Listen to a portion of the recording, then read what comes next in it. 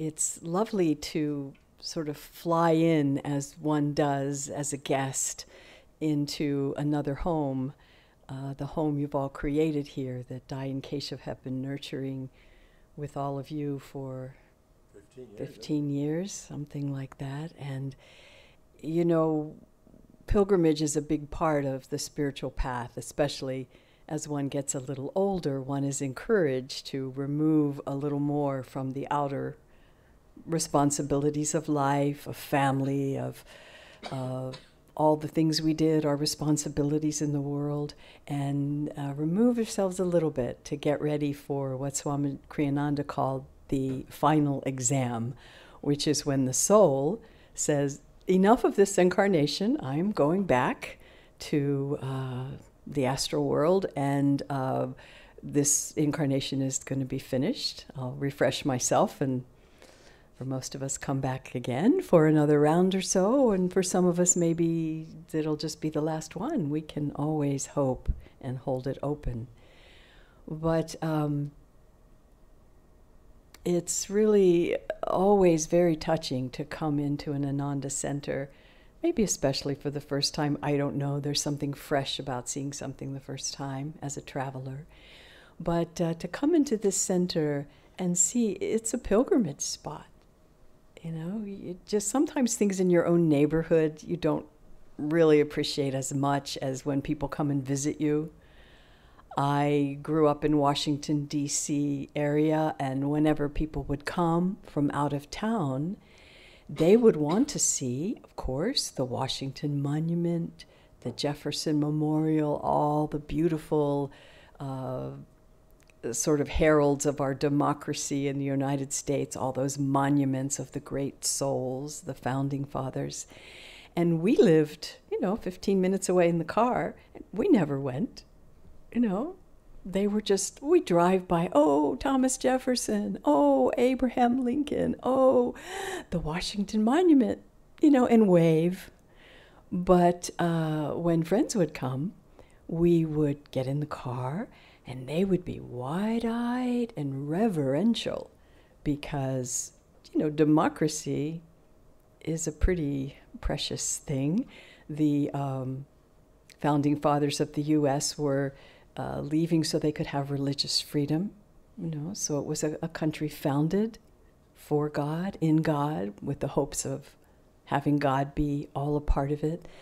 So in that way, the United States and India are very much brother-sister nations in some very, very important ways. So the pilgrimage places that we come to in India, masters' shrines, I'll call them, are alive with devotees meditating, and to come into the presence of this, it's just a great blessing. So hopefully we'll all be reminding ourselves how important it is to keep these shrines alive with our presence and to draw God's Spirit, which is coming in always, ready for us to receive it. Today's talk is on accepting the light. And, the image of God as the infinite light, as, like a sunshine that shines all over the planet, everywhere, on everyone. And how do we always have that light in our lives? If we are in a room and we close all the shades, we don't see the light. And if we open all the shades, the sun is shining, we receive it. So to accept the light, in the longer reading, we do these readings in the U.S. every week. Swamiji wrote out a whole long year of readings to honor what is part of our tradition from these masters, which is to show the unity of all religions. Everybody's trying to get to one place. Divine freedom in God, divine light, call it what you will, cosmic consciousness, Nirvikalpa Samadhi, self-realization, all the various faiths of the world are all aiming in that direction. And part of this lineage, Babaji asked to show the unity of all religions by especially focusing on Christianity from the Avatar and Guru Christ, and on the Bhagavad Gita and the Eastern teachings of India, Krishna, and etc. So to show the samenesses of those paths was part of our mission. So we have these readings where Swamiji would write something about what Christ said and write something about what Krishna said and show, see, they're basically the same. So this week's reading is on, well, we picked it up from the thread of accepting the light. It goes into a lot of sort of the journey that the devotee has to do. It's if you get caught up in the darkness, it can feed itself, and you can end up not being able to see the light, feel the light, know the light, and you can't get out of it so easily if you're caught in some dark mood or some dark fear or some dark health crisis or some version of what seems very dark. It lowers our ability to feel and perceive the presence of God and to live and experience the light. So that is common. Devotees everywhere have tests, don't we? Things come. We were in a workshop yesterday about journaling, and one of our younger members had an insight while he was asking, Divine Mother, what do you want me to learn? You know, very openly, what do you want me to learn? And several things came, and he kept asking the question, very persistent and wanting to know, what else, Divine Mother, do you want me to know? What else? And after several layers down, Divine Mother said, well, you have a test coming. And he shared that with us and shared it with a very good spirit, like, okay, you know, I want to be ready for it. So tests do come. I don't know if there's anyone in the room. I'm looking at some youthful, some souls in youthful bodies. And has anyone never had a test yet? Raise your hand. No, we don't have any totally baby infants who don't remember. So everybody gets to have the opportunity to overcome tests. And one of the things I appreciate about Ananda as time goes on is there are many different ages coming there, and you get to see, you know, the soul's journey happening right before your very eyes in your own community. We just had a baptism of a little baby in Mumbai, mom and dad with the bright shining soul and the little baby being blessed, and all the little aunties, all of us, the ladies in the ashram and the brothers were around the baby. Oh, welcome, welcome to our spiritual family. You know, how lovely this new soul, bright shining from the astral world, so magnetic and full of love and light, and everybody feels that and lights up around them. And then there's the youth ready to conquer anything with all that energy that we used to have when we were 25 and 30. And nothing is too big. And so the goal is self-realization. I'll get there in a couple of weeks. You know, why not? Master says we can get there. You know, Yogananda says we can get there. So that early fervor of the youthful devotee is so inspiring. I'm glad we're having more and more come around. And life goes on, the journey goes on, and the body has a little more difficulty doing what it used to do. The energy is a little more difficult to sustain in the ways it used to physically. So we enter into another phase. And there's a... I do my best not to too much identify with the fact that I look in the mirror and I see a body that's different than it was when I was, you know, 25, 30, 40, 50, 60. And so changes have happened. And one has to, we call it aging with grace, is what Biraj and I have decided we're going to commit to. We're going to age with grace. Okay, so something happens. Okay, grace. Where's the grace? And we have heroines and heroes on our path that help show us the way. For that time, one of my favorites is Gyanamata, who was Yogananda's foremost woman disciple when he lived in Los Angeles. She lived there with him, and she came in her 60s, or something around 60-ish, and came with bodily ailments, and her path had a lot of bodily adventures, trips to the hospital. You know, we sometimes call it going to the body shop. You know, the vehicle is kind of cranking and, you know, breaking down. So you go to the body shop and they do something or other and they come home. Biraj has a bionic wrist and a bionic hip, and, you know, he's on the path for the Bionic Devotee Award. So, you know, life goes on. Gyanamata had a wonderful thing when I read her. I read her when I was in young, fit, physical form. And I always remembered she was a woman of very few words, very deep wisdom, Gyanamata, mother of wisdom, Yogananda called her. And she said, well, first of all, she lived in the ashram very simply. And she had 2 words above where her bed was in her room. No art, no, you know, very ascetic, very nun-like cell kind of place where she slept. But God alone were the 2 words that were up there for her. She focused on those, kind of a life mantra, affirmation. And the other thing I remember about her especially is she said, she said, see nothing, look at nothing, but the goal ever shining before you. So she had that kind of wisdom that could just put everything else aside and just focus on the goal of finding God. And she meditated long and deep.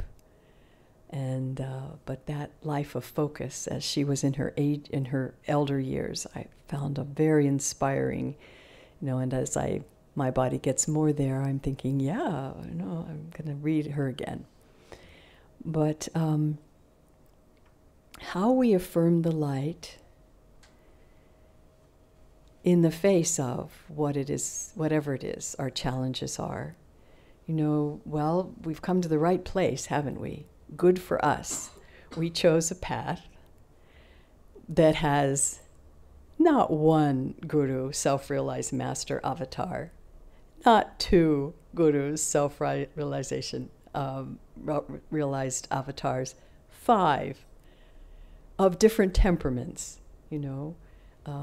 To the serviceful thou art service, to the lover thou art love, to the bhakti there art.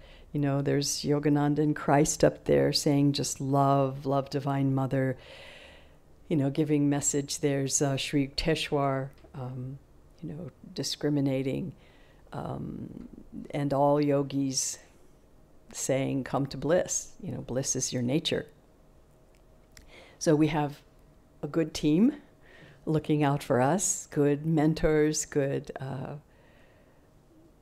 you know, divine souls who are there for us. Not only did they come and walk the path, we also have Swami Kriyananda.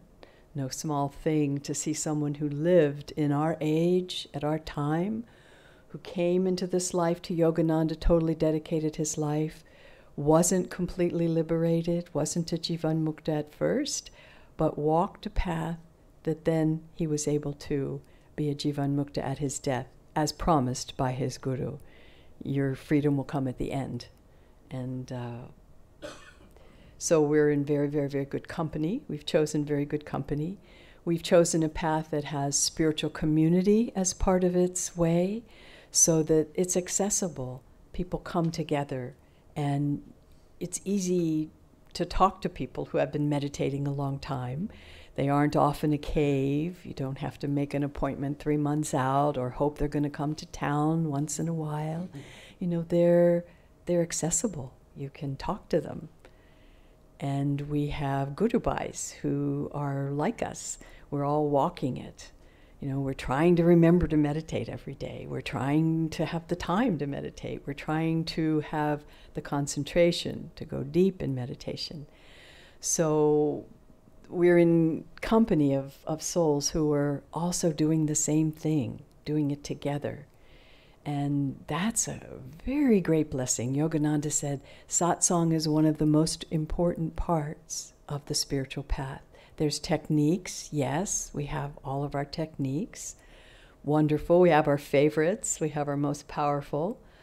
And we have divine friendship as part of our, part of our path with these World Brotherhood colonies. There's this community feeling is it's part of the new part of what Yogananda was bringing to the world as his worldwide mission in this time when the change of the yuga is happening and things are moving up and the awareness is a little greater and the yogis don't have to all go off to the cave to be able to have any chance to go deep in meditation.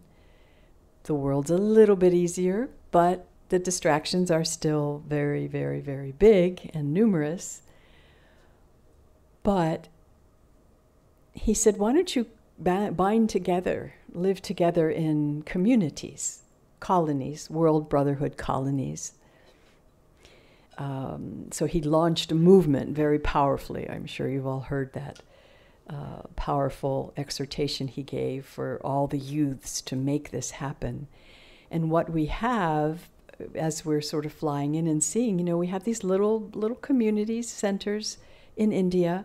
Mumbai has its, and Delhi has its, and other cities are also having theirs, and they're a community feeling, and they're an opportunity. One of the things about community is that everybody can get involved, where sometimes where there's the church and it's all sort of very formal, but in community, it's living together and serving together and working together, and praying together and meditating together and eating together. So there's a lot more of that exchange of divine friendship that happens naturally. So very blessed opportunity there. Just briefly, I'm going to touch on 2 things about accepting the light that I found came to me as important. One of them is humility. Much beloved by God, we hear when we study the lives of the saints, he always loved the humility that his saints would have. They would come to him not thinking I'm a big shot, I know everything, or I know most things, or, I'm okay on my own. They would come to him with an openness. A humble spirit is just where the ego isn't so present. That's really, humility is an absence of ego, Yogananda said. It's not the idea that I'm not good enough, or yes, I'm small, or oh, I did that bad, or I admit my faults. It's, being self-aware is helpful, so we know what to change, but we don't need to spend a lot of time on it if we realize that we recognize a fault and we say, okay, God, you help me correct that thing. I give that to you. I give that to you.